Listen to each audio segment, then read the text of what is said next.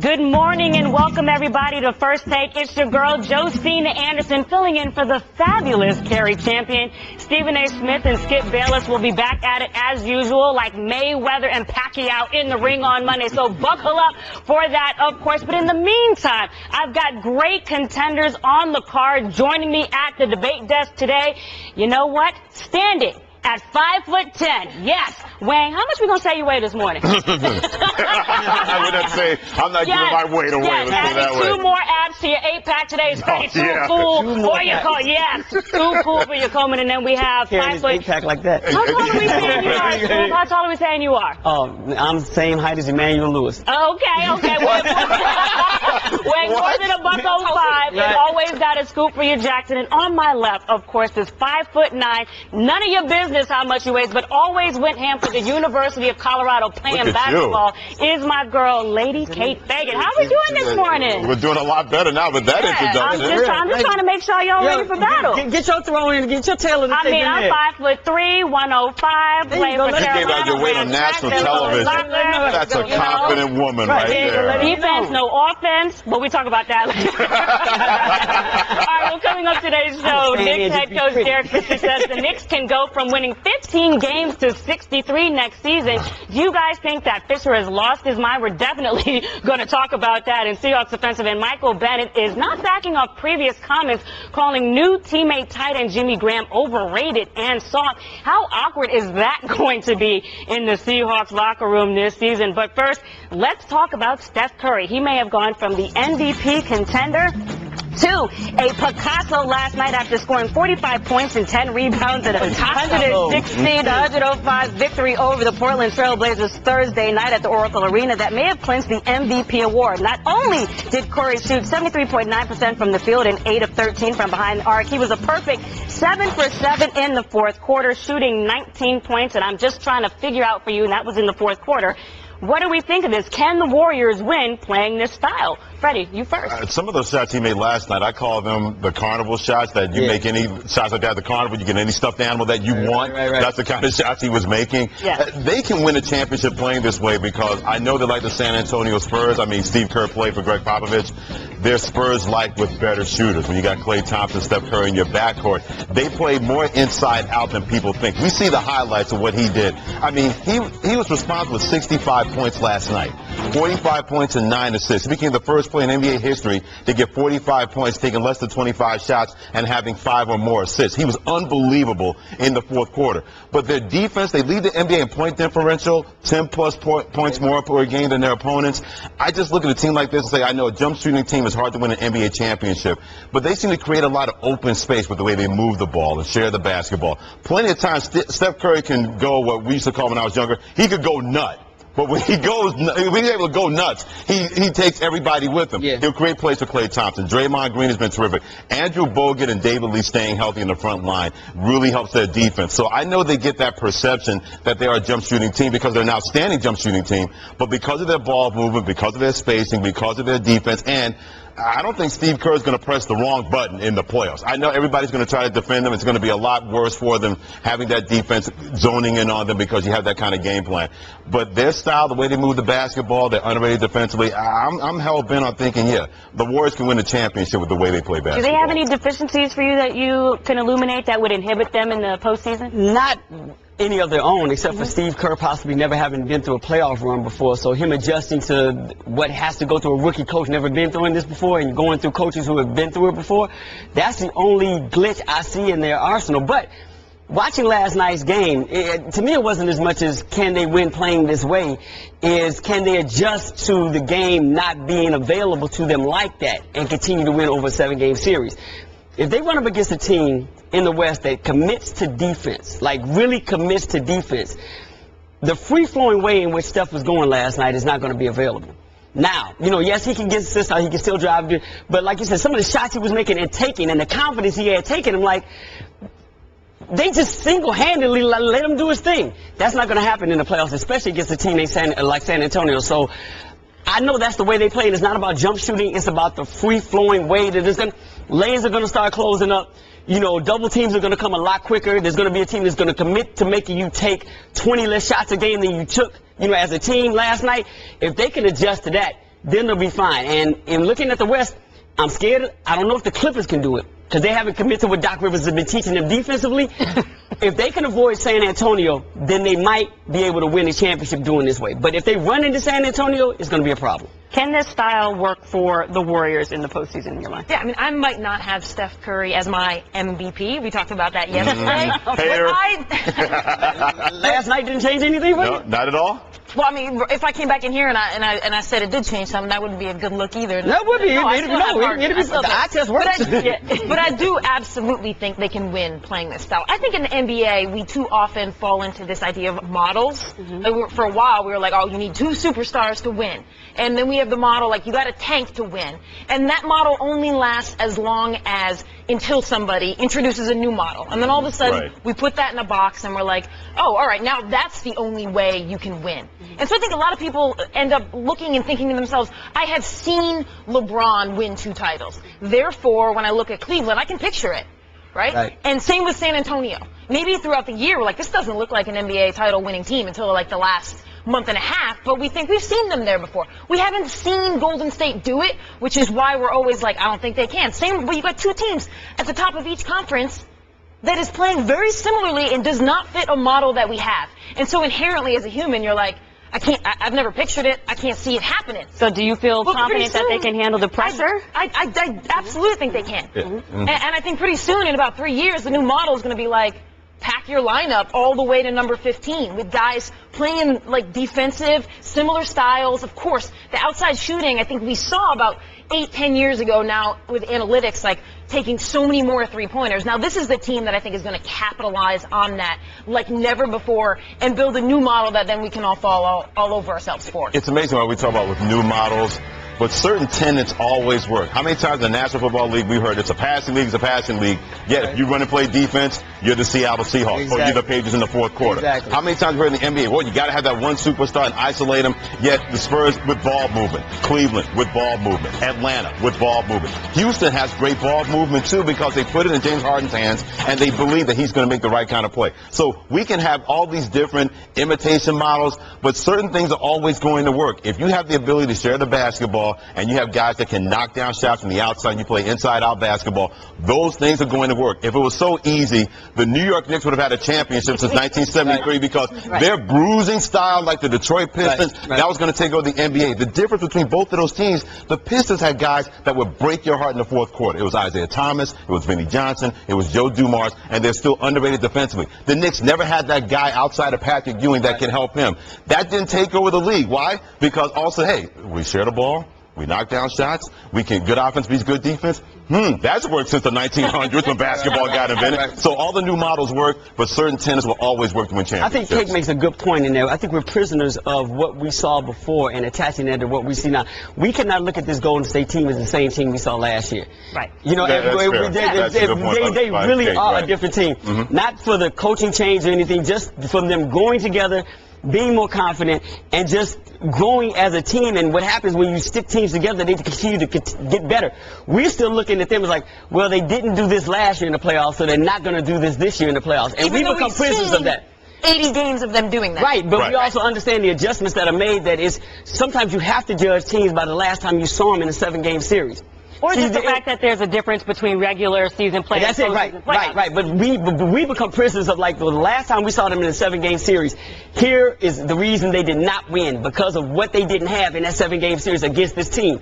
We tend to hold that against them until we see them in this playoff series. So right now, like you said, we're prisoners of, well, they might not be able to win this way because...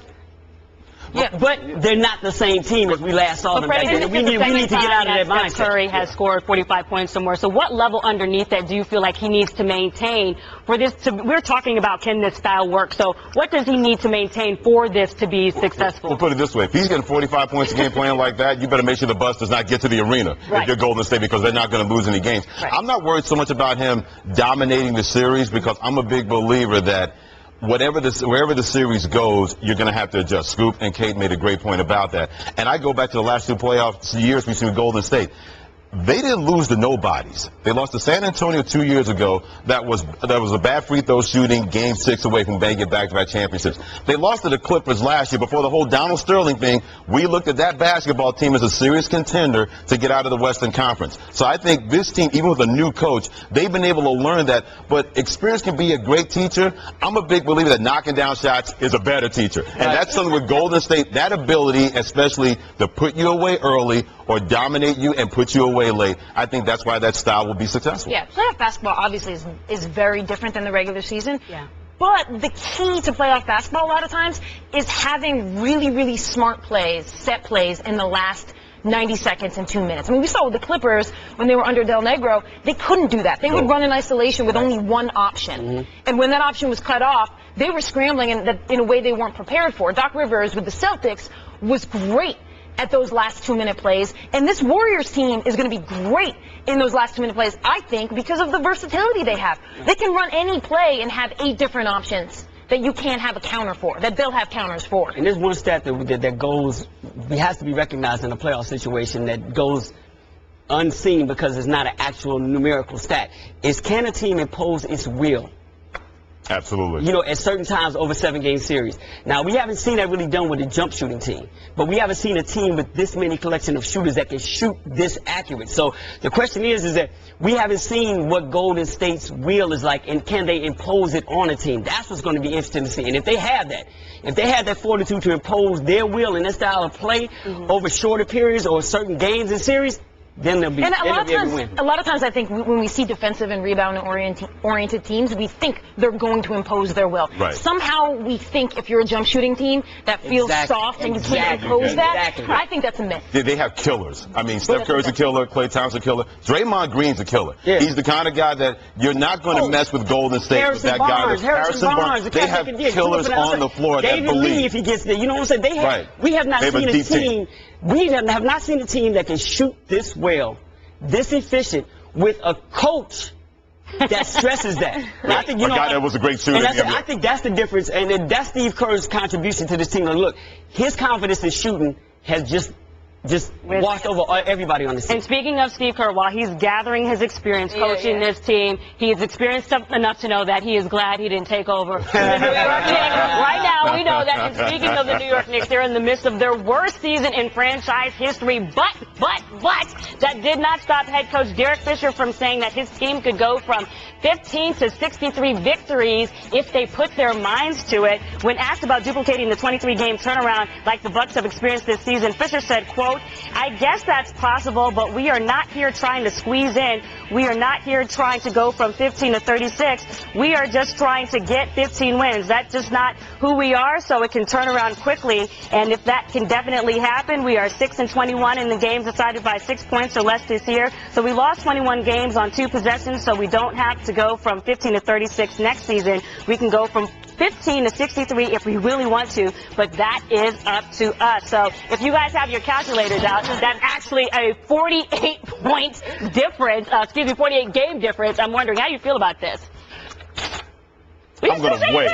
I'm going to wait. Let's put it that way. Is he dyslexic? Did he confuse 36 and 63? Seriously? I mean, what's next? The next headline? The New York Knicks believe they can go from 15 to 63 wins. In other related news, they believe the world is flat, Santa Claus still exists, and the Easter Bunny is a real thing. I mean, come on, if you're Derek Fisher, how about find some players? Right. Try that. How about Freddie? Look, I think if you read his whole context, I read the whole thing. Look, he said we lost 21 games by 2 possessions this year. Now, if you take the 15 and add that 21 in his mind, if we win those games, that gets us to 36 just right there. Santa Claus. Wait, this is still without having one of the 10 best players in the game and then possibly getting one of the first draft picks. So in his mind, he's like, look, if we learn how to win these games, just these games that we lost by 2 possessions without Carmelo Anthony or without either Jahlil Okafor or Karl Anthony Towns, we can be a team. Now, he said at the beginning, I don't want to put a number on it. He just threw it out there. I think you're taking it right. He just threw that out there. I think put a number on it. He did put a number on it. He said we don't have to. But he did put a number on it. But it's a random. He could have said 50. He could have said whatever. How about worrying about making the organization better? But in his mind, Freddie, look who I'm getting back.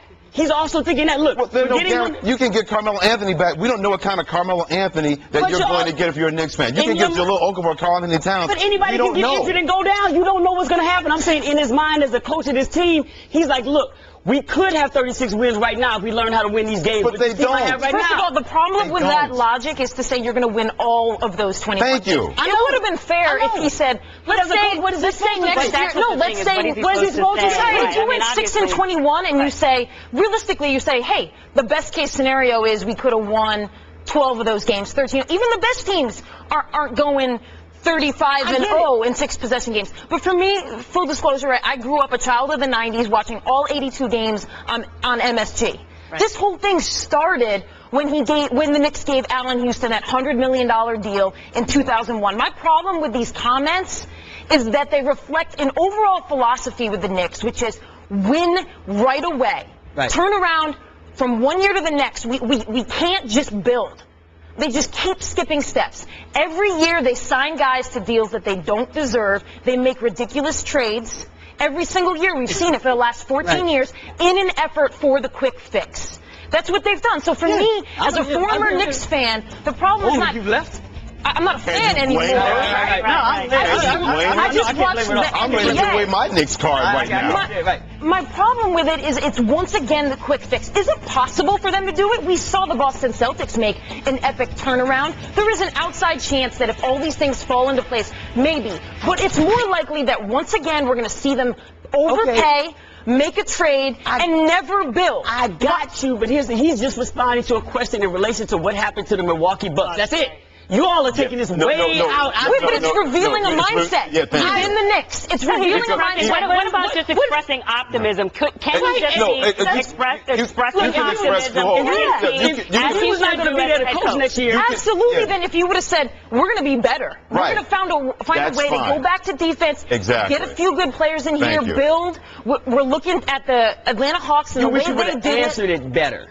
I wish you would not have answered it at all. Here's why. Mentally, it reveals a philosophy that's like, we're trying to turn this thing around in 6 months. Right, and you're not doing that. Which to me is like eating candy. I didn't get that at all. If he's revealing a philosophy, why can't he just be projecting positivity? You can project positivity, but you have to have the truth in your head and reality in your head. Because did you see the D-League the New York Knicks were this year? So you absolutely believe he means literally 63 games? His thought process, he's looking at so far to think that that's going to happen. You can't play. They may not win 63 games the next couple of years combined. Right. How are you going to put that out there? That's not giving New York Knicks fans.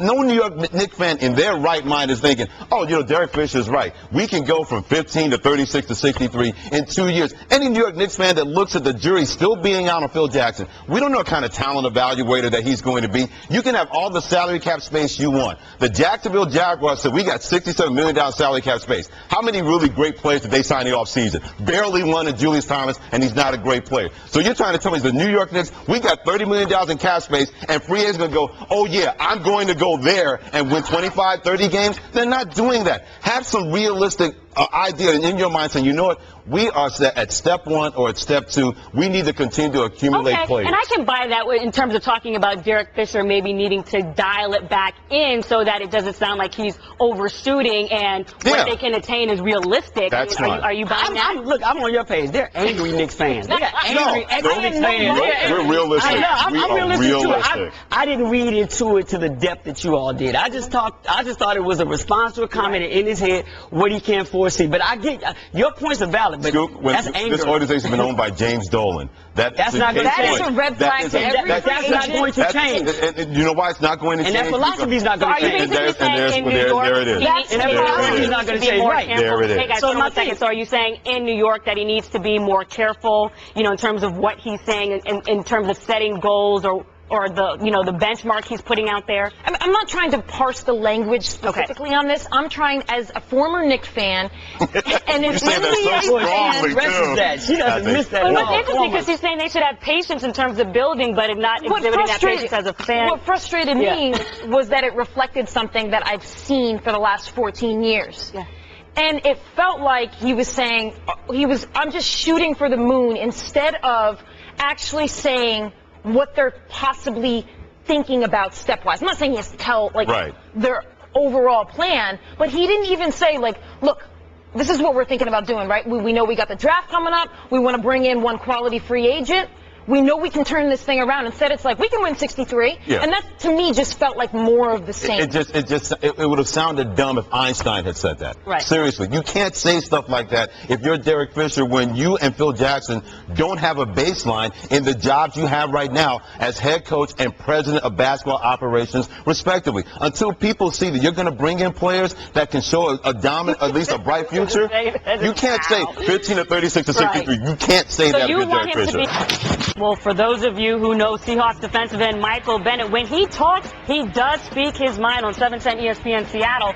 Bennett was asked about the team trading for three-time Pro Bowl tight end Jimmy Graham, who he reportedly once called one of the softest players in the NFL and overrated, and whether he still stands by his comments. Just because he's on my team, I don't start feeling that way. Obviously, I'm going to be a better teammate to him because he's on my team. I can't do the things I was doing to him when we were playing him, but obviously I want to, when he comes to our team, and now he's a part of our team, so we have a different philosophy than they had with the Saints. So the things that he was expected to do at the Saints are going to be different when he come here. So obviously we're a running team, so he's going to have to block and do all those things. But I mean, I don't feel as harsh as I did at the time because he's my teammate now. But at the time, he was on the opposite team with a team that we played that were pretty good, and we battled with them a couple times, and I didn't really like that team. And not to mention that linebacker Bruce Irvin kind of jokingly tweeted about not getting along with Graham and that he still might need a Jimmy fade, which I need for y'all to tell me, what does that mean? So are you surprised, first of all, that Bennett didn't take these comments back? What do you think about that? No, I'm not surprised because the quote Larry Wilmore from his show The Night on Comedy Central, he was all about keeping it 100% and not about weak tea. He didn't care anything about a guy being his teammate now that he looked across and said, hey, we know we can punk that guy because we feel that guy's too soft. And if we know we can get under his skin, it takes the Saints out of what they want to do. Now, Jimmy Graham, you have to go out and prove it now. Right. Because you're going into a locker room that basically Michael Bennett is not the only one that feels that way. He was probably speaking for the majority of everybody on that defense and everybody in that organization. So if you're Jimmy Graham coming to this organization, Russell Wilson is definitely glad to have you. Another big target inside the red zone. But that defense is looking at you sideways going, I don't know, because we saw what we could do to this guy. And if they do that to him on this football team, that's going to cost our offense. So if you're Jimmy Graham, go out there and prove Michael Bennett wrong. Make sure that at the end of the year that he's on the weak T side of things and not the 100% side of things, because basically what he said about Jimmy Graham turned out to be true when Seattle played against New Orleans. He did play soft against Seattle, and the defense made him that way. If you're Jimmy Graham, say, all right, I got something for you in training camp. We'll find out what this is all about, but I'm not surprised at all that Michael Bennett stood by what he said. And let's add some context to this, because I feel like they feel he's not good at the blocking aspect of the game. But this is still a guy who's still a three-time Pro Bowler, has over, 5 seasons with the Saints, and had seasons where he had over 1,000 yards receiving 2 times. So is that a little bit of disrespect, do you think? I don't think so. I don't take it as a diss as much as I take it to look. Here's how we do things here. And it's not like Michael Bennett is all alone on this island. There's a bunch of people, especially on Seattle's defense, that talk and don't take anything back. This is their MO. This makes them as great as they are right now. So, to your point, I don't think Jimmy Graham needs to go in and try to prove anything, but I think he's going to be a different player at the end of next season after going through practice with these dudes every day. They're going to unsoften him. You know what I'm saying? All that toughness that they're talking about that you need, in order to come into this organization, you need to be a Seattle Seahawk. This is how we get down. So through all the practices, all the OT, everything they go through the season, watch, he'll learn how to block. He'll block. He'll take on the attitude of that team. That's what I think he's going to go through, and they'll make sure that. And that's why I am not surprised he's not taking back these comments. His job, now you're my teammate, no, I'm not going to back off you now. We're going to make you hard. We're going to make you be able to play. Be prepared for this and come in and get ready. How do you think? And part of the reason this works is because Bennett is on the defensive side of the ball and Graham is on the offensive side of the ball. And I think a little bit because he can push him, but he's also not lining up right next to him on the play. And I love Pete Carroll, like a month ago, says that he thought that those comments from Bennett were just gamesmanship and he didn't really mean it. I'm like, this is exactly who your team is. Exactly. This is exactly who your team is. It's like this authenticity, their version of the truth that they go out there. And you don't even know where the gamesmanship ends, because sometimes you don't even know if it's gamesmanship. It just might be who each one of these players is. And these guys are totally right in that he needs to block better. And he's telling him the truth. I was slightly surprised by his comments on the radio only because there is another code as a teammate where you don't talk about your teammate in public. Certainly behind closed doors, if you want to push somebody, you can do that. But the problem with this was he had already said something publicly. It wasn't like they brought Graham in and then he came out with these comments. Right. So he was kind of caught being like, he doesn't want to sound as if he didn't mean his previous statement. He doesn't say what he means. I don't think we would have heard this if he hadn't said anything about Graham beforehand because of that other code that exists, right? Which is don't diss your teammates in public. The thing is, if he makes these same comments next year, that's when there's going to be a problem. Well, I'm glad you mentioned that because you can't change who you are, or it's going to be very difficult for you to do that. Seattle's not changing because, to your point, Scoop, that's how they made their name. We're going to be fast, we're going to be fierce, we're going to be aggressive, and we're going to let you know about it whether you want to hear it or not. Jimmy Graham has had that reputation as a guy that's more wide receiver than tight end. Seattle's like, look, you better leave that back in the Big Easy. It is not going to be Big Easy up here. So if he can't change who he is, if he thought it was bad before he got to Seattle, it's going to be a lot worse that he's going to hear where guys are looking at him like, dude, you were what we were worried about, and now you've lived up to it. But can we just a little bit remember what team he's coming to? Because he's coming to the Seattle Seahawks. This is a team I think was ranked 27th when it comes to total catches by tight end. So it's not like they can't use Jimmy Graham in the receiving aspect. Right. I think they're commenting on how he was incorporated in the Saints offense. But do you think that he should have maybe taken these comments back publicly and still maybe maintain that same mentality in the locker room? That's not who he is. No, not at all. He should have said, I respect the fact that he stayed with it because this is who they are as a team, not just him. Because like Freddie said, he's not speaking alone. This is the organization you're coming into. So now if he ain't taking it back, that's against their DNA. And this defense knows that the running game in Seattle is what drives everything. And it also drives the defense to some extent because that Seattle offense stays on the field so long. And Graham's coming from, right, a pass-first offense. This is a wake-up call right away, like this is what we're about in Seattle. And that's important that they brought a guy in and a tight end who's going to be committed to blocking for the run. Well, speaking of defense, let's talk about another team that knows a lot of things about defense, and one of their greatest deciding to pack it in. Troy Polamalu on his way to the Hall of Fame. The question now is officially when, after the 8-time Pro Bowler who won the 2010 Defensive Player of the Year award, has now decided to retire. There's no question that Polamalu is one of the most dominant safeties in history and did it with an unforgettable flair with that flowing black curly hair coming out of his helmet. But reportedly, the Steelers organization wanted him to retire earlier in the season, but carried the cap hit to give him time to ponder. Said Polamalu, I was just doing it for my family. What do you think about this? Well, my take was that Troy had no option but to retire here. There you go. I mean, a month ago, as you mentioned, the Steelers kind of leaked that they were hoping he retired to save him the embarrassment of cutting him, which was odd to me because what's more embarrassing? Them cutting him or them saying that they want him to retire to save him the embarrassment of cutting him. So it kind of put out there publicly anyway that the Steelers didn't want him, right? There was a $3.5 million cap hit if they had kept him. They wanted him to retire. I mean, I think Troy probably looked around the league, saw that there wasn't a space for him, and didn't want what happened to Hines Ward, which is when the Steelers cut him, and he tried to look for a job, didn't find one, and then announced his retirement. I think he wanted to avoid that. So he crafts a lengthy statement, which was very adamant that this was about family, and say that this was his decision, but it seems very clear that this was Steelers enforced. Yeah, and I agree. I think you looked at the landscape, you said, you know what, do I have any other options? And once he and his attorney realized that there were no other options out there for him, what route are we going to take? We have to beat them to the punch. Now, I always have problems with professional athletes, and coaches do it too, when they throw family into their conversation, into their exit. Stop. You know, just don't look. Just say, hey, man, I'm shutting it down. Why does that bother you so much? Huh? Because it's usually not true.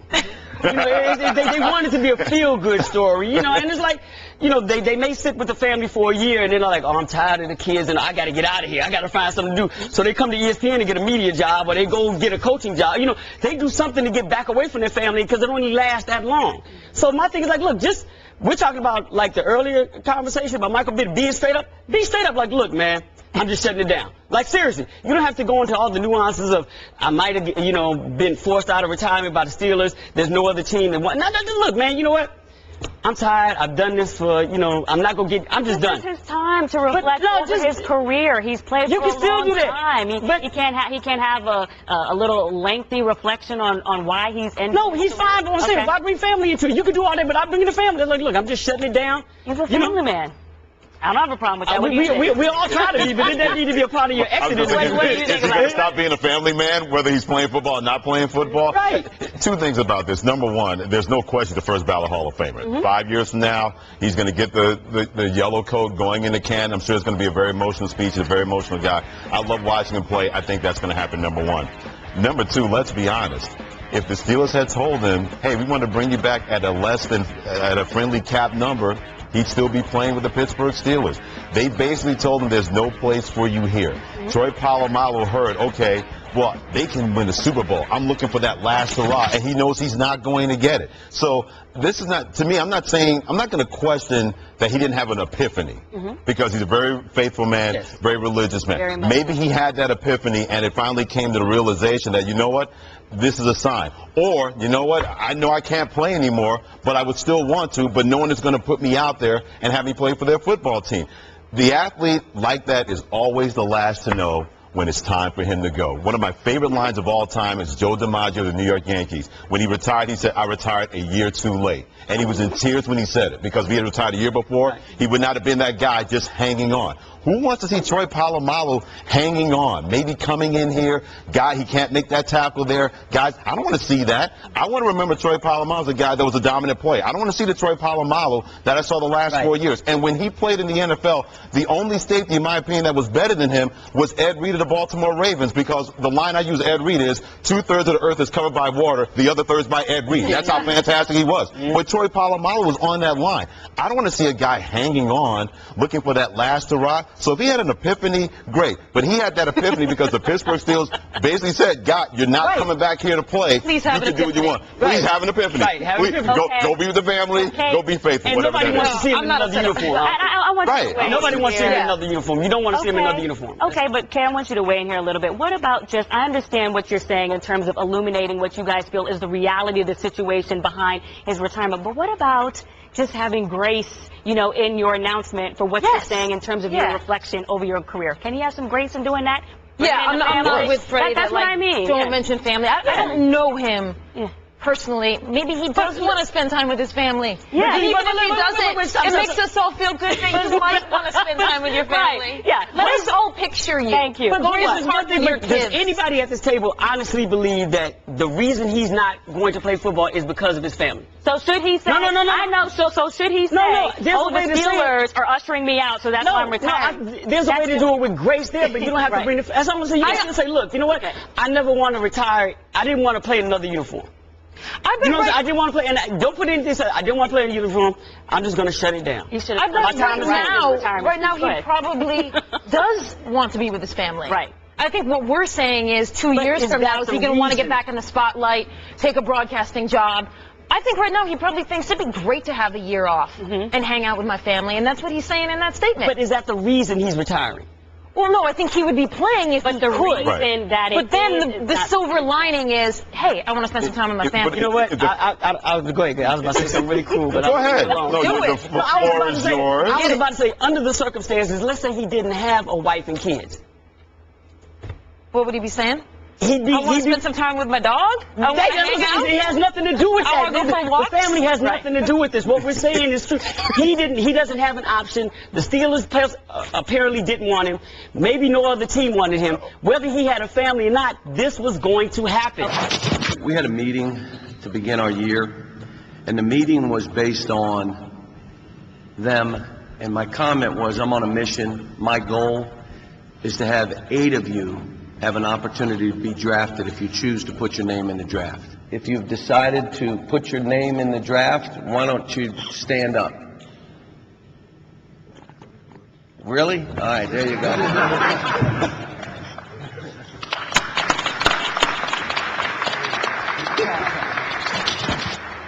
So at least 7 Kentucky players have a chance to get the taste of bitter defeat off their tongues quickly after declaring for the NBA draft. That includes Carl Anthony Towns, Willie Cauley-Stein, Devin Booker, Dakari Johnson, Trey Lyles, and the Harrison twins. They could break their own record of having 6 Wildcats drafted back in 2012. And after a Kentucky presser yesterday, after you just saw, he had 7 guys stand up just like that. Quite the recruiting visual. I'm wondering what you guys think about that, Freddie. It would have been great if they didn't stand up at all. That would If they said, hey, coach Knicks, we decided we're going to come back for another year, he would have His hair would have turned whiter than it goes right But now. I already Yes. recruited 7 All-Americans. Exactly. Right. I already promised you a spot for 7 other guys. What am I going to do, right? Rod Strickland, get on the phone. Tell those guys they can't come here anymore. When you're a celebrity and you're a star, this is what happens. You make it a red carpet event, and that's what Kentucky basketball has become under John Calipari. He says, if I had my choice, I wouldn't have the one and done. But if that's going to be the rules of engagement, I'm going to play it to the hilt. This guy had an NBA combine where NBA scouts came to watch his team practice before the beginning of the season got started.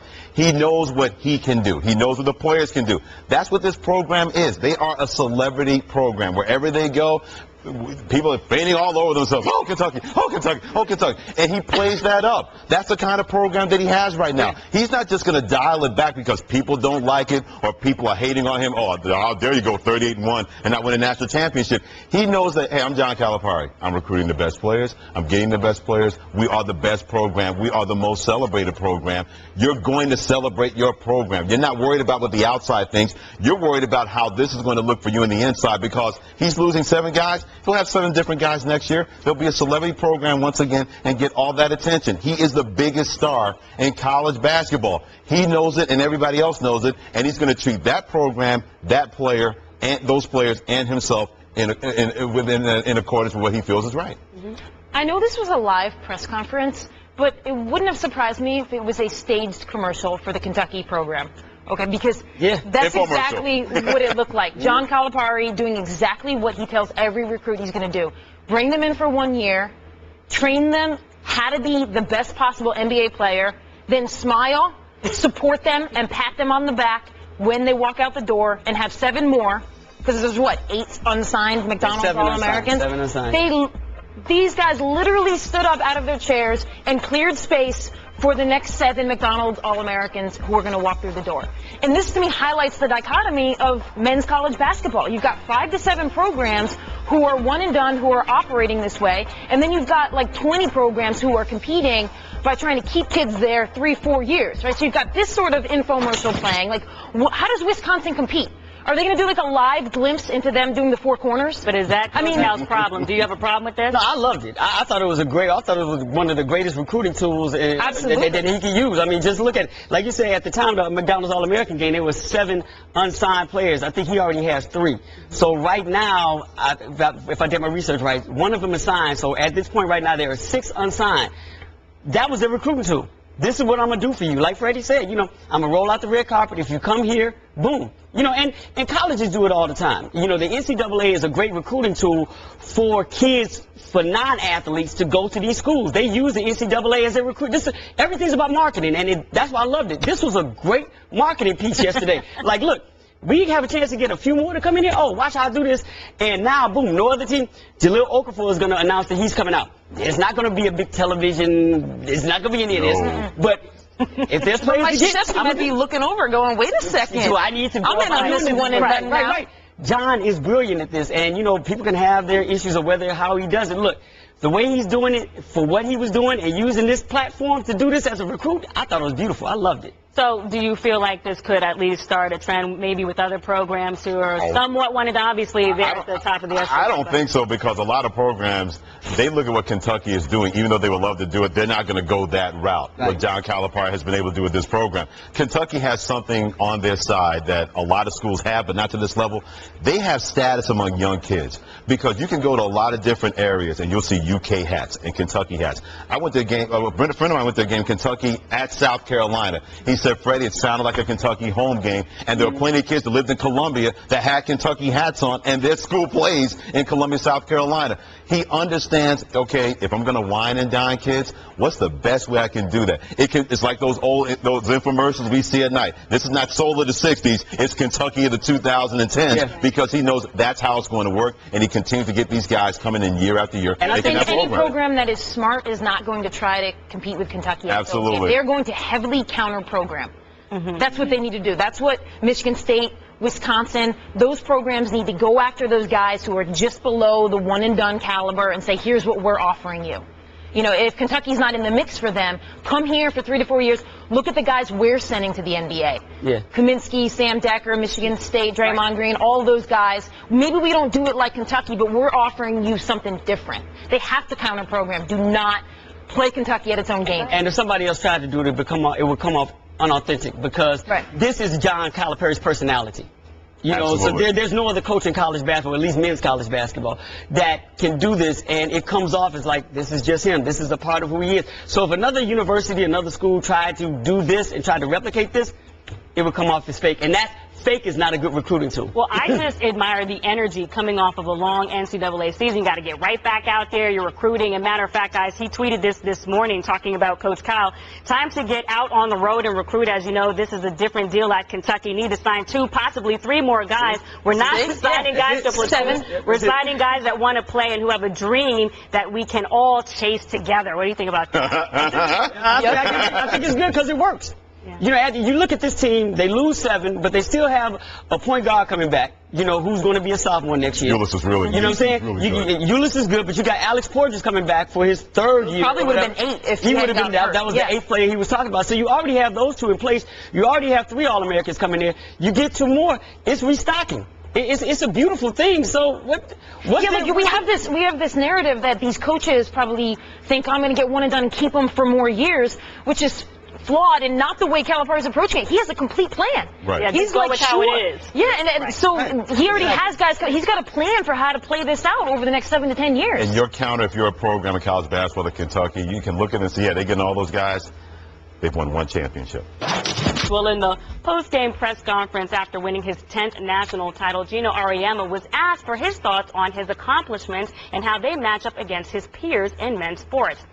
We go by what's most important in the country, the NFL. Bill Belichick is the only coach worth an expletive right now. Everybody else is just trying to catch up to him. But every other coach that you mentioned, whether it's Phil Jackson, Mike Krzyzewski, Anson Durance down in North Carolina, shout out to the Tar Heels, the women's soccer coach, when you accomplish something that's really hard to accomplish, you should be proud of yourself. So will Gino be considered as good as his male peers, you think? I don't think he ever will. Yeah. I don't think he's going to get that kind of respect. I think what happens here is people tell themselves that men's sports are not equal to women's sports, therefore the accomplishments aren't the same. I wrote a column about this for ESPNW. It's almost viewed as if men's sports is like a regulation-sized track and women's is like an indoor track. That's a shorter distance, and a completed lap is not the same. Yep. That's the mentality behind this.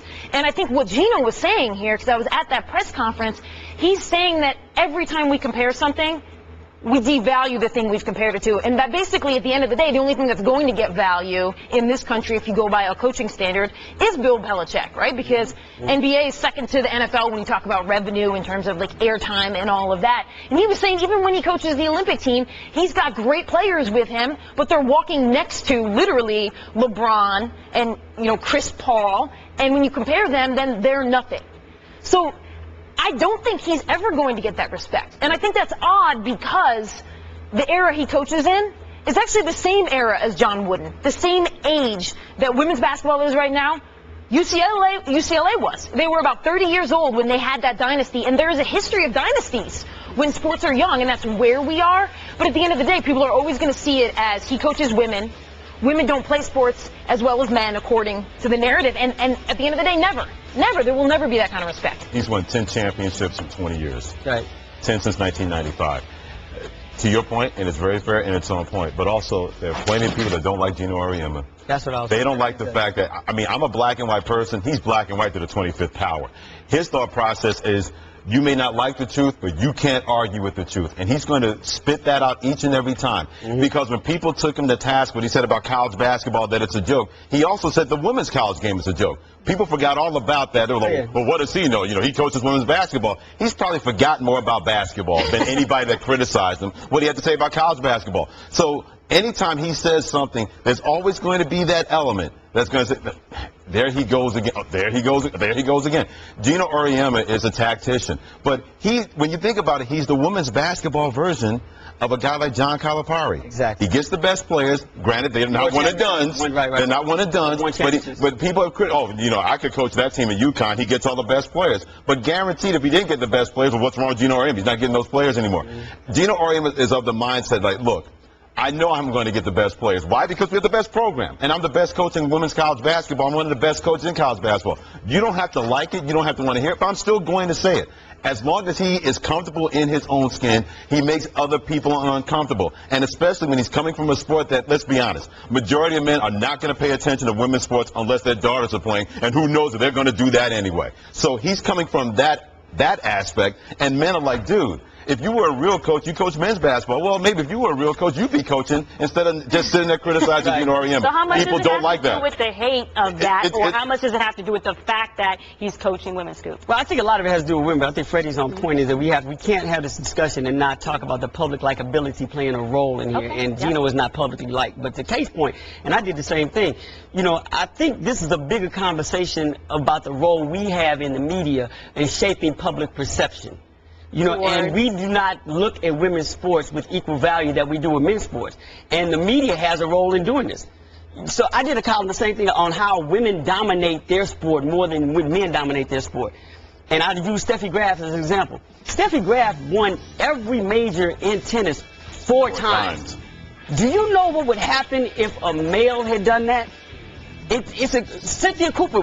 How do you come into a league and 3 years, 3 MVPs, 3 finals MVPs, and 3 in straight? If she'd be Michael Jordan. Right. But we, the media, don't shape it. We don't look at women's sports that way because we have some control over putting that out there and putting that pedestal up and making the public respect women's sports on a certain level. We don't do that. And part of the reason we don't do that... Does it have to do with what you're saying as far as inherently shaping that perception compared to something just being more inherently more entertaining?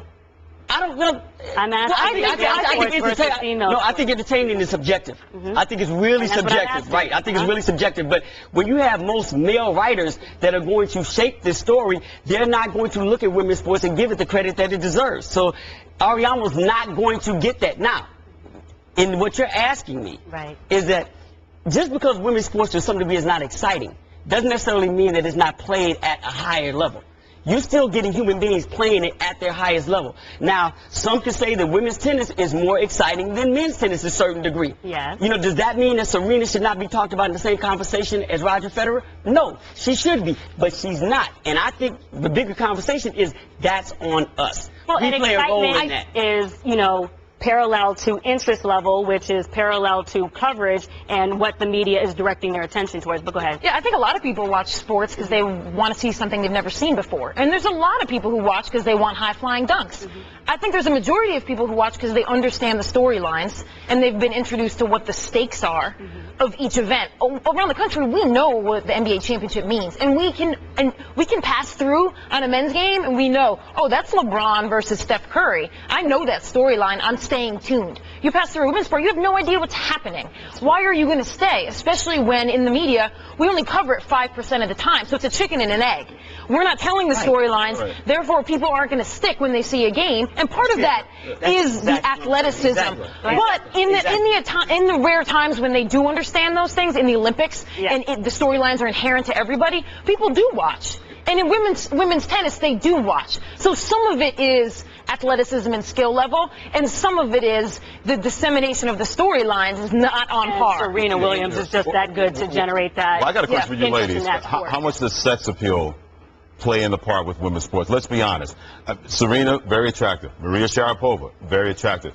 Anna Kournikova, who didn't win anything.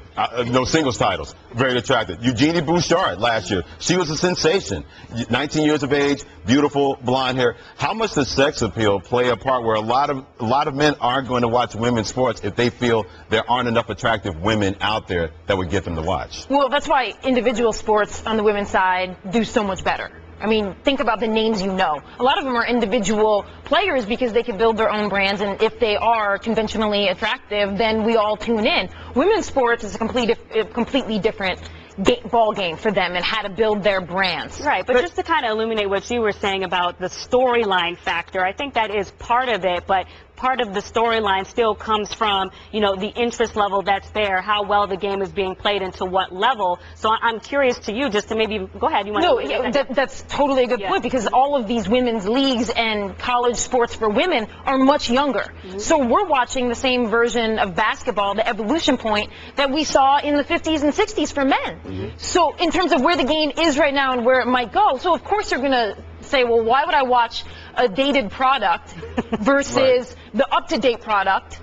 But at the same time, 40 years from now, that game will progress and more rapidly, I think, because of the fact that men's sports exist and you're seeing resources pull into it. But that's absolutely, just keep in mind, though, it's not like it's an inferior product. It's a younger product. You're seeing a younger version, and in terms of athleticism, you might say it's not as athletic of a product. And getting back to Gino Auriemma, he has 3 terrific basketball players in Breonna Stewart, Kalina Mosqueda-Lewis, who has any man should want to shoot like her. Perfect form, at the top of the trajectory, perfect follow-through. And Mariah Jefferson is a speed demon at the point guard position. But because they play a women's sport and they've been dominant as a women's program, he's never going to get that credit because they're going to look at that as a minor league no matter what he's done in college basketball. If John Calipari wins 10 championships, if he stays at Kentucky 20 years and wins 10 championships, they're going to rename the state after him if he's doing that at Kentucky. In Connecticut, women's basketball is huge. It's probably bigger than men's basketball in the state. But Connecticut and Tennessee are the only 2 states where you can say that really is the case. We have to just get out of the business of not recognizing greatness and saying that greatness doesn't have any type of gender attached to it. You know what I'm saying?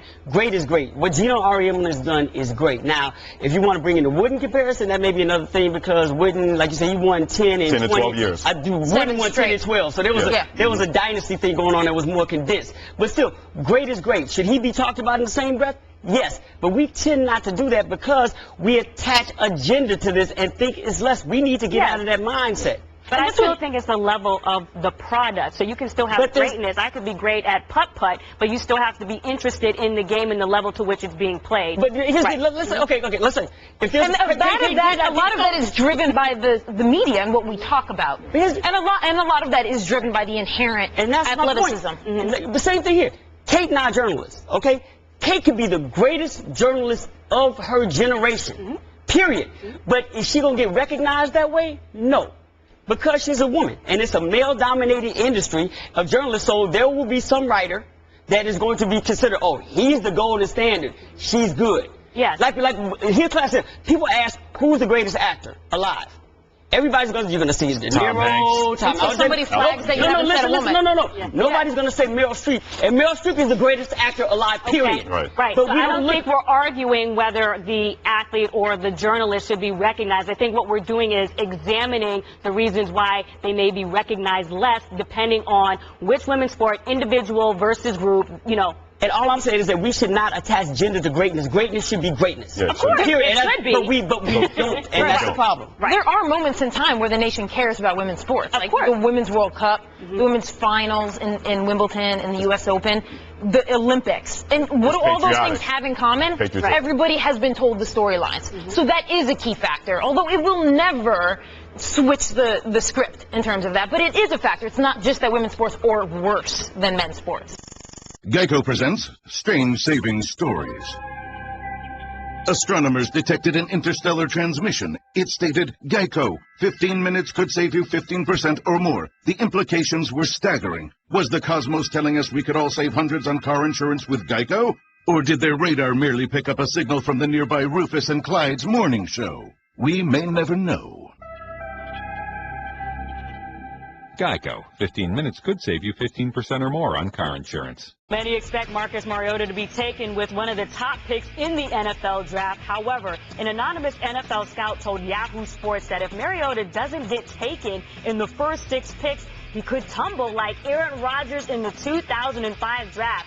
Many had projected Rodgers to be chosen in the top 10 of that draft, but he instead fell all the way to the Packers at number 24 overall. Of course, Rodgers sat behind Brett Favre before becoming one of the top quarterbacks in the NFL. However, Mel Kiper has Mariota going 2nd overall to the Titans in his latest mock draft. would Mariota dropping actually be a bad thing? I've always said, well, not always said, because it just came up. One, I'm interested why the dude had to be anonymous with that comment. I don't know why he's anonymous. Put his name to it? Right, why? Because it's Chip Kelly. Wow. Spot on. Right. No, but Can't fake it, ladies and gentlemen. Can't fake it. she's here all week. No, to me, it depends on what team he falls to. And I like the fact that you mentioned the whole Aaron Rodgers situation with Brett Favre. He fell, but he fell into the situation that wound up being perfect for him. And I don't think he'd be the quarterback or the player he became if he didn't fall into that situation. So, once again, if we going by the report, if he does fall to 24 to Green Bay to play behind Aaron Rodgers, it could be a blessing in disguise. So I don't think initially falling is a bad thing. It really depends on what team he falls to. Go ahead, Kate. This is confusing to me. It's like saying, like, music industry is going to pass on a new band like they passed on the Beatles. Like, it makes no sense. Why would they let him drop? Just like Aaron Rodgers dropped, everybody wishes they had taken Aaron Rodgers. There are all kinds of reports out there saying he's surging, too, which is also confusing because people have him pegged at 2, so there's not a lot of room to surge upward. And I can't see him dropping very far either, because you've got the Jets at 6, you've got the Browns at 12, you've got then the Saints, then you've got the Eagles. Like, how far is he going to fall? Do I think it would be a bad thing if he did? Not really. I don't think it's going to be bad for his brand, because his brand is pretty strong no matter where he goes in the draft. But explain why you don't think it would be a bad thing if he dropped. Is it because you're saying that he could potentially go to a better team, have an opportunity to learn? Is that what you're saying? Yeah, and because I think there are 5 or 6 teams in this draft that might have him as their starter if they take him. We're not talking about 2 teams that need a new QB, and if he falls, then he's in a backup role, which I don't even think would be bad for him if he was a backup for a couple of years. So nothing bad could happen, really. Right. If he falls somewhere to the Saints, and he's behind Breeze for 2 years, same thing. That's same fine. Thing. That's beautiful. Yep. Eagles, I think he'd start, but maybe if he plays behind Bradford, I mean, you got the Jets and then the Browns after those top 2 picks. So there's no bad spot for him. And in terms of his brand, he's trading on something completely different than a lot of guys are trading on. Here's the thing that I think is interesting. After the 2012 draft, when we had Andrew Luck, Russell Wilson, and RG3 came out, that raised the stakes in terms of how those guys performed in their first year. Exactly. And so subsequently, the patience went down for the next crop that came out with E.J. Manuel and Geno Smith. So the question is, if he does drop, yes, theoretically, he gets more time, but does he really get more time? That's why I think it's a bad thing based on what you said, because we cannot put Marcus Mariota and Jameis Winston in the Andrew Luck camp, because that guy is an exceptional quarterback. Mel Kiper Jr. called it when he was a redshirt freshman at Stanford, and I had to test him for drugs, wondering what he was seeing. Right. But he turned out to be spot on. Everything he said Andrew Luck was going to be at Stanford, he was going to be better in the NFL. That's exactly what's happened. That whole narcotic of Andrew Luck has affected guys in the National Football League. Right. That's why I think it's bad for Marcus Mariota if he drops out of the top 10, because all of a sudden, wherever he goes, he could go to San Diego 17. They got that contract situation with Phillip Rivers. You don't know how that's going to work out. He's not going to go to the 49ers at 15. Colin Kaepernick's there. I don't think he's the kind of quarterback Bill O'Brien wants with Houston at number 16. Then you look at the other teams. Cincinnati at 21, Andrew Dalton's there. Pittsburgh at 22, Ben Roethlisberger's there. Detroit at 23, Matthew Stafford is there. Carolina at 25, Cam Newton is there. Baltimore 26, Joe Flacco is there. He's not going to fall out of the top 10 in my opinion, but because of what Andrew Luck's been able to do, and that first season we saw from RG3, Russell Wilson, his success in Seattle, all of a sudden teams like, well, we get a Marcus Mariota, we get him around our guys. We know the quarterback position is going to have pressure anyway, and if I'm Marcus Mariota, nothing personal against Philadelphia, that's the last place he should go, because now Chip Kelly's wanted you fell on him at 20, now they're thinking, this is the guy you want, this better work, and it has to work, and if it doesn't work, then everybody's going to be gone, and Mariota's stuck in a different situation with Chip Kelly out in Philadelphia. Can I ask you a question, because you football people. Was that a compliment? I couldn't tell. No. Backhanded kind of way. No, that's their forte. They're football people. We're whatever. We're basketball people. Basketball people, right. Football. No, seriously. Is there any way this, if he does drop, that this can, one, take pressure off him from trying to perform because he's a high draft pick, and two, work as an incentive for him to say, okay, you know what? Y'all missed out. I can eternally use this to make better. Can that actually happen in this? Can that be a good thing? I'll say this. I think he's going to be motivated anyway because I think he's sick and tired of hearing that people saying he's not as pro-ready as Jameis Winston, that Jameis Winston is ready to be an NFL quarterback now than he is. And I also believe he can't stand the fact that people are looking at him thinking, you played in that Oregon system. We've seen spread option, spread offense quarterbacks not have a lot of success. I mean, it's been sporadic with Cam Newton and Carolina, guys like that. But we don't think you're going to be able to do the same thing. I don't think Marcus Mariota wants to be put in the same box with those guys. He's like, look, I'm a different guy. Whatever offense you put me in, I'm going to make this work. I think he's sick and tired of hearing both of those things, and that's going to fuel himself. He won't say it publicly. He's a quiet guy, but that's the kind of thing that can fuel a guy like that. Being a high draft pick? Here's what I'm saying. I think that expectations have actually been tamed somewhat because after we went through 2012 and they skyrocketed, and then we saw what happened with E.J. Manuel and Geno Smith, I think the tide has come back again to say, wait a minute, we need to slow our roll a little bit. I mean, you even have Rex Ryan saying E.J. Manuel really isn't as bad as some people are trying to make him out to be. We need to remember to give these guys time. So I think this year with this draft, if he does fall in all the teams that you mentioned with those quarterbacks that have great quarterbacks in front of him, let's remember that he can sit back, learn a little bit, hold the clipboard. It's okay again Absolutely. to come out of college ready. and hold a clipboard if you're not ready and learn from the sidelines and witness how it's done so you can incorporate that in your game mentally. Go ahead, Kate. Yeah, that's why I don't think it's a bad thing. That's why it's not a bad thing. Where he falls to. And I'd love to see him in New York with the Jets, of course, because I'd love to see him firsthand. Well, that's a whole other story about, the Jets in that stage, right? Well, if you're the Jets, let's say if he falls to number 7, you got more than enough decent weapons now with Brandon Marshall, wide receiver. At least I think you'll have an offense that has a plan. Didn't see that the last couple of years under Marty Moore anyway as an offense coordinator. And Todd Bowles is going to make sure as a defensive guy, I'm not going to have all that pressure on you until you're ready. He's not going to be in a Mark Sanchez. He could be in a Mark Sanchez kind of situation. People forget when Sanchez got there, Rex Ryan said, don't screw up. We'll run the ball. We'll play tough defense. It worked. They got the 2 AFC championship games with Mark Sanchez as their quarterback. Then when the Jets thought he could be that guy, then everything just went haywire.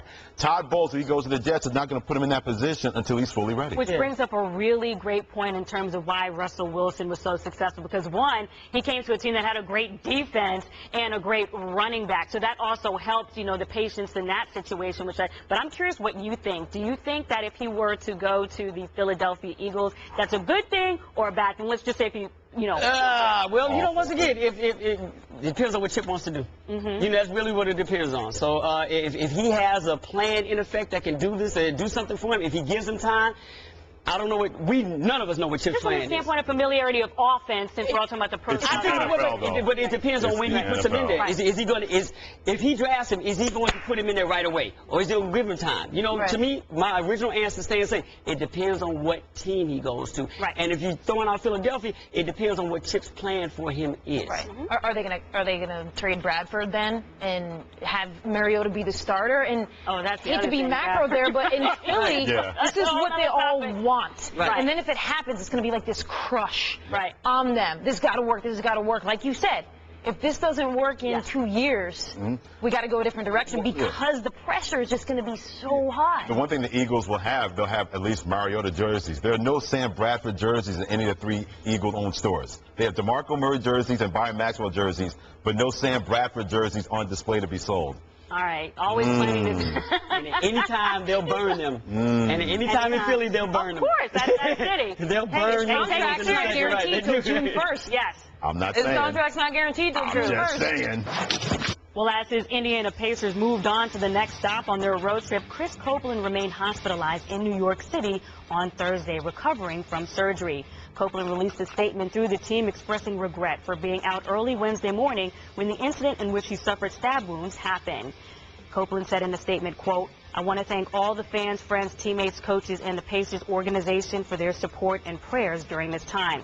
I also want to apologize to everyone, particularly the NBA and the Pacers, for my bad choice at being out at that time. Now, after a light practice Thursday afternoon, Pacers coach Frank Vogel addressed Copeland's apology, saying, quote, we treat our players with respect and trust them to make smart decisions for the franchise and for themselves. Now, obviously, being out that late puts them in a position to be in harm's way. It puts them at risk. Certainly, our organization doesn't condone our guys being out that late. It could have been worse. Thankfully, he is all right. What is your reaction to that? Well, No, I just want to start from the fact that we have this storyline that if you're out late or if you like the nightlife, then you don't work hard or you're not committed. Right. So that's not the case, right? I mean, these guys, this is a good conversation to have, but I think somehow we get in this mindset like, oh, he was out late, he's not as committed, or he doesn't work hard. And this is a guy who has worked incredibly hard. And again, of course, I went to college with him at the University of Colorado, so there is that inherent bias probably about having seen him firsthand. But those two things do not always dovetail, right? That like you go out, nightlife. That doesn't mean he's not like one of those guys who just gets after it. Right. No, I'm just about to, my thing is that at some point I think I understand his apology. I understand Frank Vogel's statement also. At the same time, it's like, look, I got to get to the crib. You know what I'm saying? Right. I just got to get to the crib. It's really that simple, So, and I don't think we're dealing with a situation where Chris Copeland has a history of like 4 a.m. here, 4 a.m. here, 5 a.m. here. It's just, one of those particular times. It's an unfortunate incident, but you gotta at certain times, especially during the season. Man, I gotta get to his professionalism off that at all? No, I'll say this. It may be a cold thing to say, but if that person had stabbed him, he's not going to Indiana Pacers saying I was out till 4 o'clock in the morning. Let's call it as it is. Right. If this did not happen, if this didn't escalate to that point, and we wish him all the best. We want him to get well and recover as soon as possible. But if this all hadn't happened, I don't think Chris Copeland is waking up the next day going, hey guys, I was out till 4 o'clock in the morning. He was not going to apologize for that. Nor do I think he should apologize for being out till 4 in the morning, because it's still going to happen. And here's why. Guys are going to look at that and say, man, we feel bad for Chris Copeland, but either I'm going to be more careful, or I'm going to leave early, or it's not going to happen to me. That's the common denominator with this. So guys are going to look at this, people are going to look at this. Well, all NBA players have to be careful. If a man wants to go out, if a woman wants to go out, that person is going to do it. This is so crazy because this just doesn't really happen in the NFL. It's unheard of for a guy to be out that late the night before. I know, before an NFL game. So I'm like, what is the problem then with just instituting a curfew? You can be grown, but you are also part of a multi-million-dollar organization with huge expectations. And why not for a period of time just adhere to this? Josina, that depends well, you're on the talking team. about the night before a game. And of course, we haven't talked about, and you mentioned the NFL, there are inherent differences, right, in an 82-game schedule versus a 16-game schedule, and like every night is almost like the night before a game in the NBA. Right. And two completely different lifestyles in terms of how you travel and how you're on the road. And there's a guy who had played in New York. And I think New York is probably a city where most guys come and they end up going out. People just start waking up at 4 o'clock. Or never go to bed. Some people haven't gone home at 4 o'clock in the morning. And then you ask the question, like, is a curfew even going to have the effect you want it to have? I think this incident is going to have a better effect than some sort of instituted curfew. I'm just saying, with Vogel saying we don't condone, so I'm just curious if he will institute a change as a result of it, not just with the incident happening and it being on blast and out, whoa, we don't want to do that, but just instituting a policy. If they could police themselves, we said it yesterday, every moment can be a teachable moment. If this is something like, look, you know what, at least for the rest of the season, let's shut this down as a team, as the Indiana Pacers. It depends on the players. They're grown men, they can police. They should have the power to police themselves. Frank Vogel or Larry Bird shouldn't have to impose one on them. They should know, like, look, this happened. Hopefully he'll be okay. Let's all take heed to this. And, like, look, let's all just act this way. I mean, we haven't mentioned the Atlanta Hawks in this, right? I mean, two of their players. Out for the year. Even more of a reason why, to me, I just don't. You guys talk about, yes, they're grown, you shouldn't have to, but I just keep saying, but why not? But why? What is it going to hurt? I still think it depends on the guys in that locker room and what the edict from the organization is going to be. If Frank Vogel didn't say we're putting in a curfew, Frank Vogel said we don't condone this. He didn't say from this point on we want guys in at a certain point. Now, he may do that in the locker room. We may not know about it. But in that statement, he didn't say, from this point on, whether we make the playoffs or not, guys are going to have to. He didn't say that. He said, we don't condone this. We wish the best for Chris. He didn't say we're going to put in a curfew. If he's not going to do that because he feels not a need to do that, that's based on the organization. And I'm going to tell you, it wasn't a lot worse because then you're going to have a pushback from the Players Association if they do that. Why? They just will. That's a strong They just will. union. That's a strong union. That's a strong strong union. They're having their own awards. That's right. They don't do that. You are going to have a extreme pushback if they try to do that. Right. Okay, but it depends on what time the curfew is too. I'm not saying make it. But I'm no. If they try to impede that, or if they try to make that league wide during the season, you're going to have a pushback. In the NFL, the whole storyline, they've got a million guys that can replace you. So they're going to demand what they want to demand, and if you don't want to get in line, then you're out the door. In the NBA, it's player-driven. Like you said, Michelle Roberts, she would never stand for like league-wide or team-wide instituted curfews on these guys.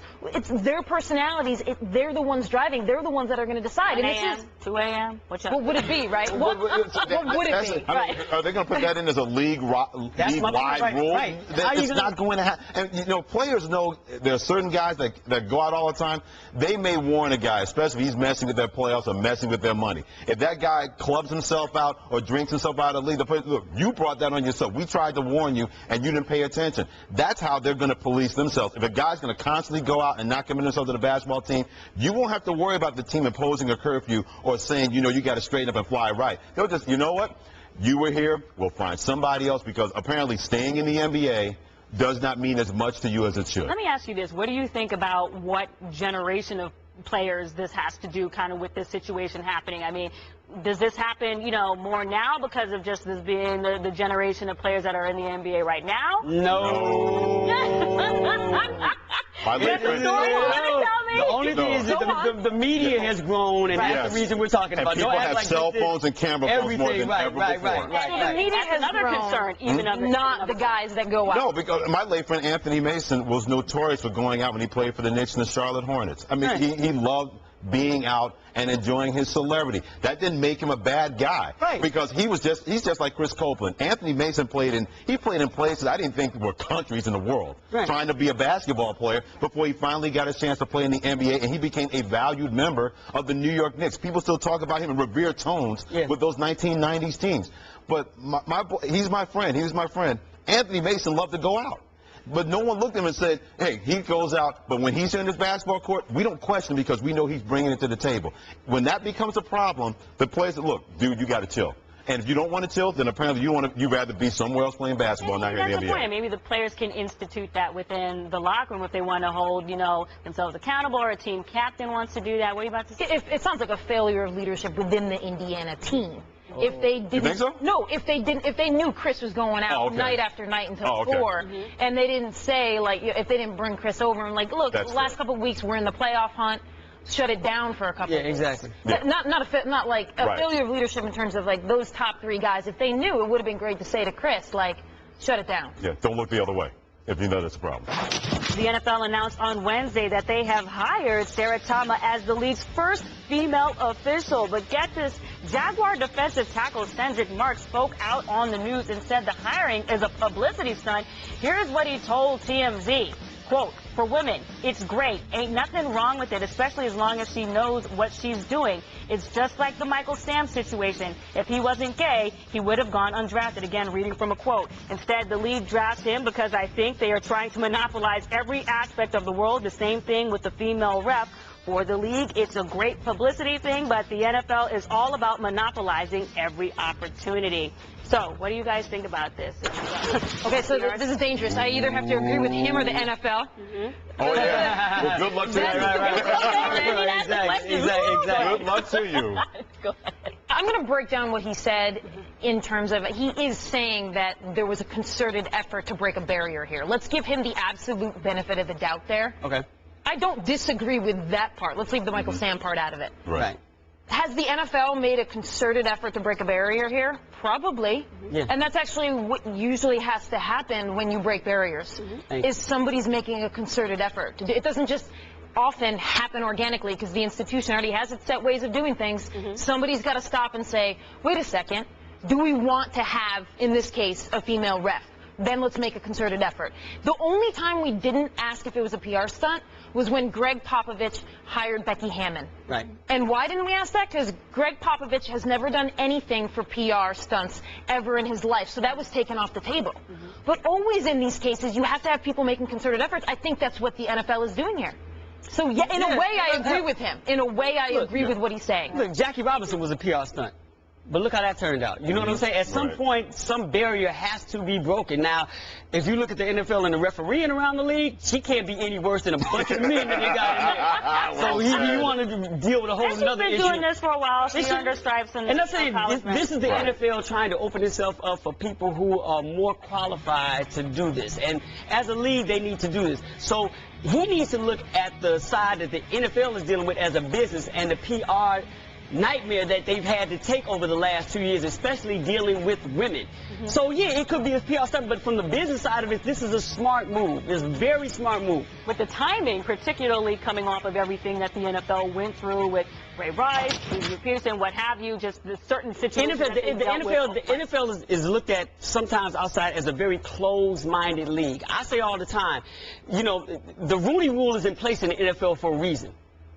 Rooney Rule's a good thing. No, it's not a good thing. It's because the owners can't police themselves to do the right thing. Right. So here's a situation where they're trying to get out of that mode. We're trying to show that we can do the right thing. So that's a part of PR. It is. Okay, so Freddie, do you agree that this is a publicity stunt real quick, though? Well, absolutely, because if all the things that have happened off the field of the NFL in the last 2 years hadn't happened, Sarah Thomas is not in the NFL.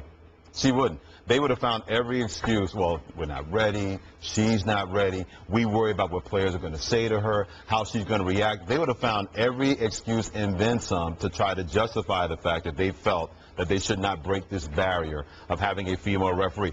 I don't care who the officials are. I don't care what color they are, where they come from. If you're calling the game right, if you're doing it according to the rules, you can do whatever you want. You can be with whoever you want. But to Scoop's point about a closed-minded society, the National Football League, they've been able to get away with it for so long because they were making so much money, and people did not care about players and what they were doing off the field as long as A, was not affecting their team, and B, not messing up our Sundays. Hey, you can do whatever you want Monday through Saturday, but make sure if at 1 o'clock or 4 o'clock, I get my football. All of a sudden now, the NFL has to realize with the PR hits that they brought upon themselves. No one has thrown stones at them that was not justified with the National Football League. So yeah, this is a complete PR move. It's a complete business move because now they want to make sure that a lot of women in this country not only watch football, but they love football. So you can't continue to go along and think it's going to be okay and not have to hear about it. They are going to hear about it. So Sarah Thomas, I think, is going to do a fantastic job.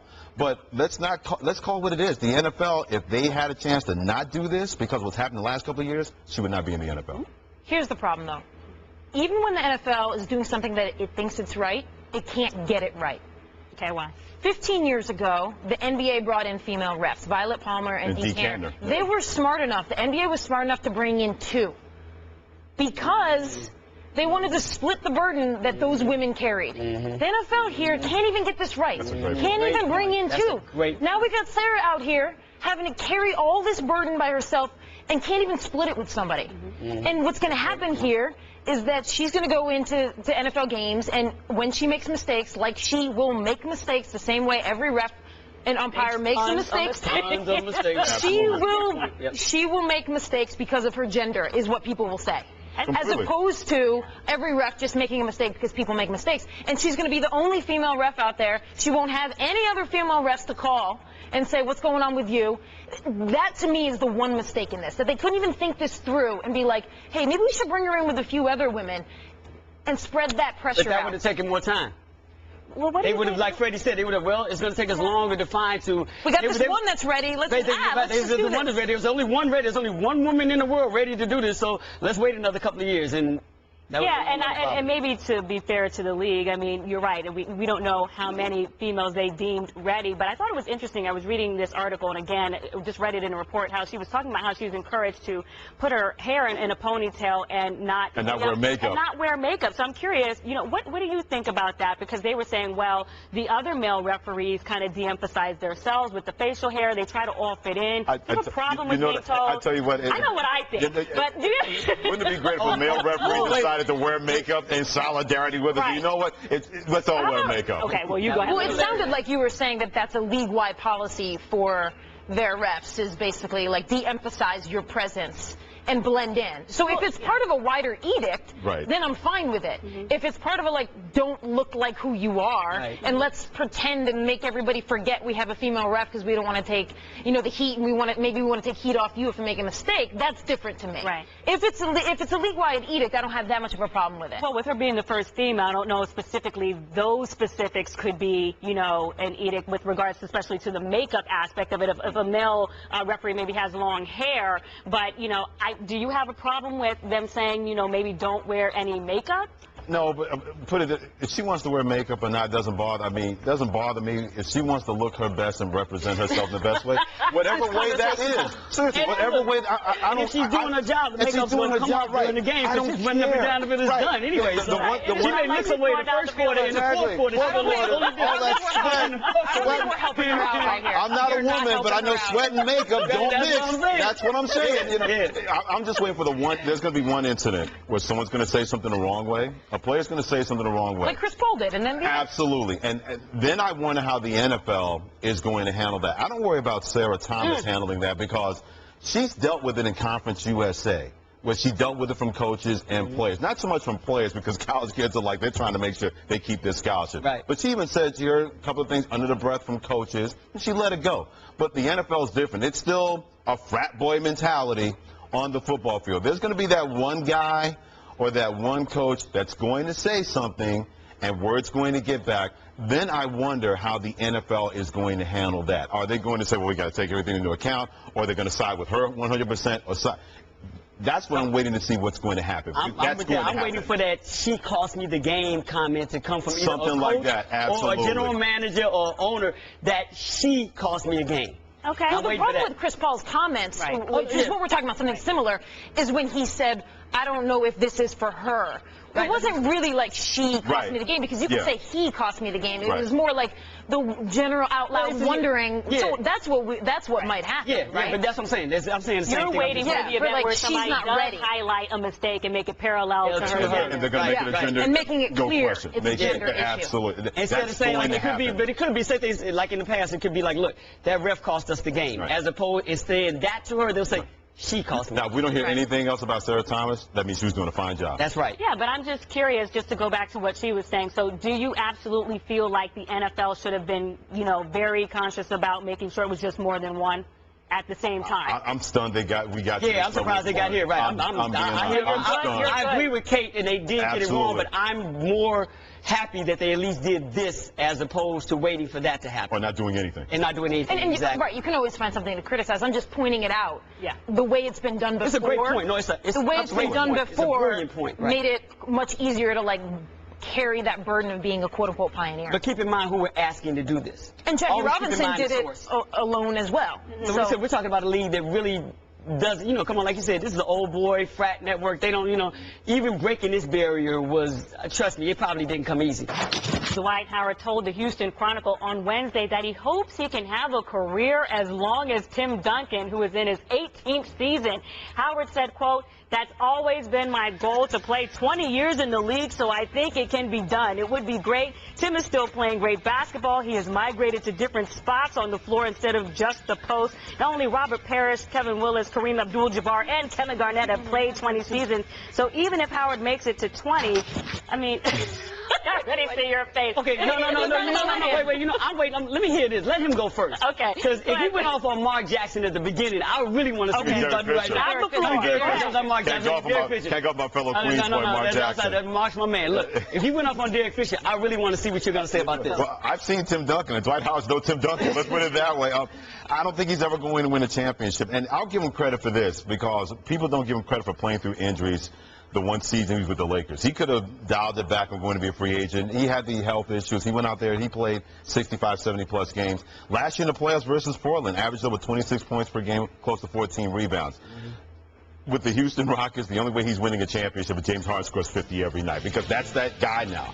That's his basketball team. And I still wonder if Dwight Howard has enough to suppress his ego to not be the guy. I think the jury is still out on that. He can't say anything about it now because he has not been healthy this year, and James Harden has been a beast. He's an MVP candidate. Yeah, but he's not saying about being the guy like that in the 20th year in the NBA. No, this is Dwight Howard. Dwight Howard, I honestly believe, still thinks he's entitled to certain perks and certain liberties that comes comes with being a big man because he had it in Orlando. Even though it didn't go well in Los Angeles, he still had a little bit of it with the Lakers, and he was the guy they brought into Houston to be the centerpiece of that organization where they traded for James Harden. 9 years from now, you still think that would be his mentality? Remember this, Dwight Howard, I think he believes, Kate and I talked about this, he still thinks he can be making the kind of money with the new NBA salary cap in a couple of years that could be north of $85 million. So I still think he thinks he's entitled to certain things, that he's still going to be this same player that can help a team.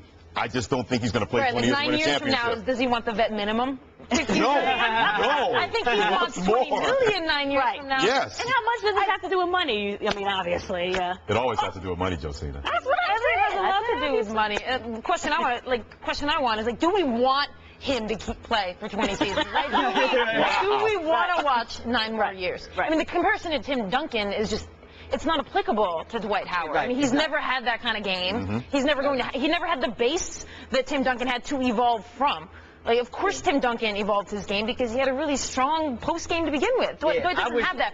Of course, though, because life is unfair, I do think he's probably going to get a championship at the end of his career. Like, coming off the bench for some team, making maybe just slightly more than the vet minimum, blocking a couple shots, and then he's got the ring. Right. That's what's going to happen. Yeah, I think so, don't grow on trees. I know, but but we talked about earlier, the game is changing so much that the big man is basically, I think, going to become like the running back in the NFL.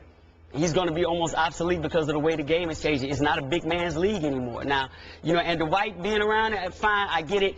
It's funny you never use the word insane in his comments as you did with Derek Fisher's. But I think it's insane that he compared to Tim Duncan. And I thought it was insane that he didn't say, I want to be like Tim Duncan and win championships as opposed to I want to stay longer. That was the glaring That was it, right. If you want to be like Tim Duncan, the first thing that comes out your mouth is say, I want these rings. Right, but that never came out his mouth. So he probably didn't even think that, right? That goes to the mindset. Here's the thing. But my bigger question is, who's going to, real talk, who's going to keep him on a roster after 18 years of play? That's the question. What team is actually going to, even for veterans minimum, who's going to have him as their 12th man on a roster? We're not talking about a guard. But do you see a team doing that? No. It depends whether he does change his game, not to look like Tim Duncan, but if he is willing to say, I'm going to come off the bench, I'm going to get rebounds and block shots. Now, he's never proven himself willing to not want to be a part of the offense and be at some way a focal point. I mean, we could even have a discussion about what the Rockets are going to look like in the postseason with this Dwight Howard this year. Now, if 8 years from now he's willing to take the vet minimum and do those type of kind of like off the bench type things, then I think he can stay in the league as long as he wants. If he's going to do the Allen Iverson model and be like, I'm not going to be your sixth man, I'm not coming off the bench, I still want to be a part of it, then he's going to be out of the league. I'm going to say this right now. I think he's going to get a ring. I think so. I think he's going to get a ring. I think he's going to get a ring. And I've been hard on Dwight Howard, but I think he's going to get a ring, and it'll be before 20 years. But why? But why? I think at some point, we talked about it yesterday, I think he's going to get it. I think something's going to click. If they don't win it this year, maybe I'm pie in the sky thinking, I think it's going to click. He needs to get it, that he needs to take basketball seriously for the rest of his career. And he seems like he's all about positive feedback. Absolutely. At some point he's going to make the switch to realize you get all kinds of positive feedback if you're willing to do the dirty work and put your ego second. There's a different kind of ego feed that comes from that. And I think once that happens, he'll get a ring. I think he'll fall into that camp. He's going to have to be a leader. Well, you know He's what? going to have to have leadership, We've been and I talking haven't seen that. about all this basketball, and I'm thinking after this show, we should go 2-on-2. 2-on-2. Yeah, I got the These post. two. She's got the guard. You play center. It's like a Curry Rivers thing happening here. Oh, really? They're called the Doc and Austin Rivers, and they're the Currys. Yeah, it's been a pleasure being on this desk. Absolutely. With you. For Freddie, for Scoop, for Kate, I'm Josina Anderson. Y'all have a great weekend. ESPN Radio. With the action on the court, the diamond, or the gridiron. Comes alive. The NBA. The San Antonio Spurs are the world champions. Major League Baseball. San Francisco Giants are the champions of the baseball world. A new college football playoff. College football playoff national champion, the Ohio State Buckeyes. Your home for the best in sports play-by-play. ESPN Radio.